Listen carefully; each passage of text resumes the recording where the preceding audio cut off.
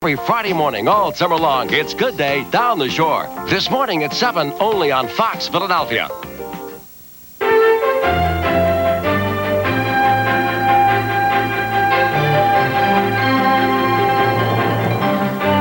From Fox Philadelphia, the region's only prime-time news hour, the Fox 10 o'clock news.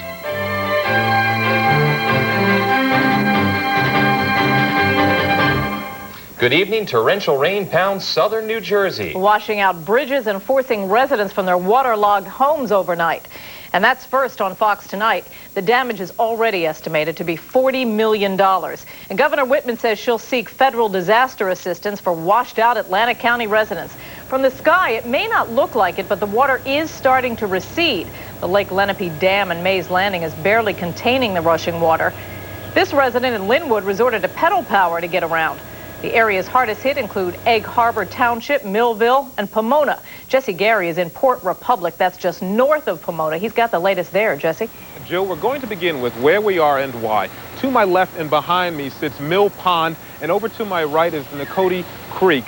And the main road and dam that divides the two was washed out, exposing what has been called a major significant telecommunications cable running up and down the East Coast.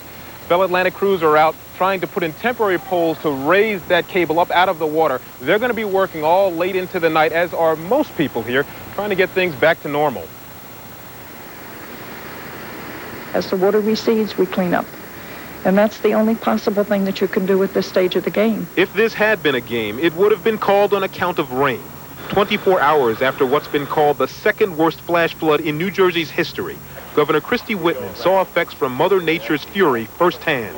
How do you do, Governor Whitman? How are you? My name is Shirley McPhillips has lived in one of 200 homes in the Pomona Oaks community for the past quarter century. More than a foot of rain overnight turned homes into houseboats. The 200 block of Terry Lane is now a small lake.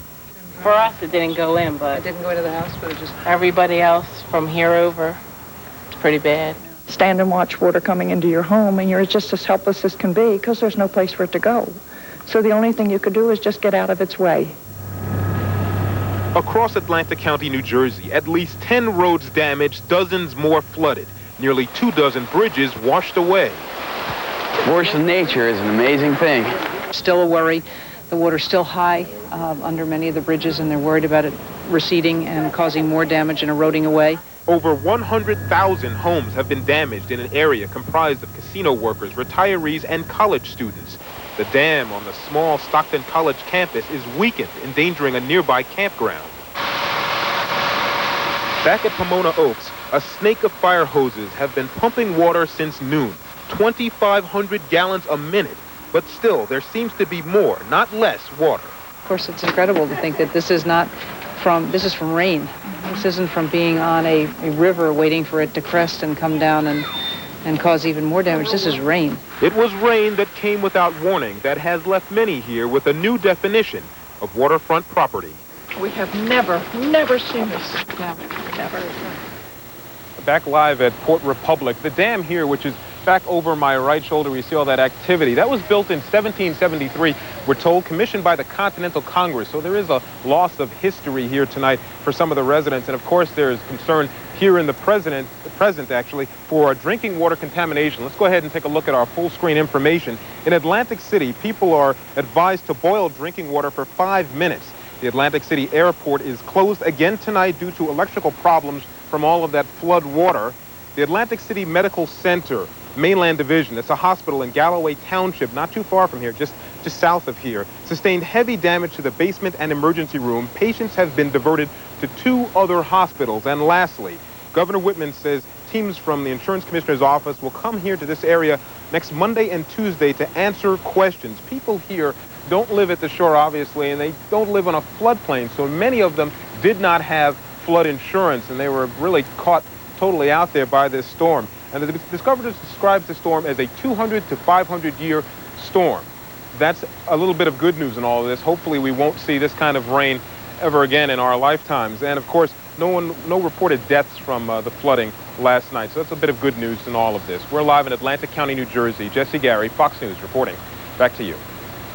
Thanks, Jesse. Needless to say, portions of Atlantic County are still under a state of emergency. The The storm was especially fierce in Hamilton Township. Karen Thomas was there early this morning when the water was still rising. Fire crews spent the early morning hours pumping out flooded basements. Rushing waters poured into this basement. Melissa Turner and her family tried to stay ahead of it, but the overflow soon took over. I mean, the floor was totally covered, almost totally covered when we went down. And we were down there with the buckets and coming and bringing it up, making the trips up and down, and it was just too fast. Bubbling up in the front wall. You can see the water bubbling through the concrete wall up by the stairwell. And it was over this pump was over in that back corner, and the water was over the pump, and we just wanted them to get their water back. These swans had a much easier time getting to Dave Connolly's house than fire crews who had to use a canoe to rescue his wife and children. Elderly neighbors also had to be rescued. With no running water or working sewage, residents tried to salvage what they could and get to safer ground. When it was getting up to where there's a couple inches in, we got all the furniture that we could up high, TVs and stuff. Have you lost everything? Everything down low. Motorists were asked not to risk it, but obviously not everyone observed the warning. There's cars down there now trying to come through. Bridges on some of the back roads have been washed away, and traveling some of the major highways is impossible. You see here the Black Horse Pike is nothing but a lake, and those stuck in the middle can't do anything but wait. Okay, we'll be standing by here. He's okay for now. This Atlantic County worker was stuck for 2.5 hours before emergency crews helped him climb to safety. For people here, the floods are a complete surprise, something typical of shore communities. This could go down in history as the day the mainland turned into the wetlands. In Atlantic County, Karen Thomas, Fox News. Evacuated Hamilton Township residents are being housed at the Senior Center at Route 50 in Mays Landing. The Red Cross is asking for volunteers to help with their damage assessment operation. If you're interested in volunteering, you can call the Red Cross at the number on your screen, the Pleasantville office, area code 609-646-8330. Well, parts of Atlantic County received record amounts of rainfall. And there could be even more tomorrow. Here's Frank now with first weather. Jill and George, we will see more rainfall in Atlantic County tomorrow, but nothing near the magnitude of the rain we saw last night. Now, here's what happened last night. It's a weather phenomenon called training.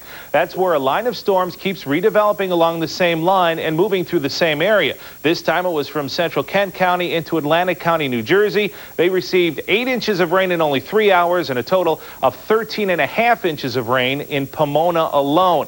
Here are the final estimates from the storm. The key is at your right in inches. You can see in the white and black areas, that is Atlantic County, anywhere between 8 and 12 inches of rain, and we stayed relatively dry here in Philadelphia, somewhere between 1 and 2 inches of rain. For the morning hours, we'll only have partly cloudy skies across the entire area with a temperature of 65, but rain is on the way tomorrow, and I'll have those details coming up shortly. George? Thanks, Frank. The Agriculture Department today closed a Nebraska plant which may have produced ground beef contaminated by E. coli bacteria. The move by the feds follows an outbreak of illness in Colorado. Hudson Foods also is destroying all of the product it has on hand and is expanding its previous recall to include all hamburger meat from the plant. David Schuster reports. So far, 20 people across the country have become sick because of hamburger patties produced at this Nebraska meatpacking plant.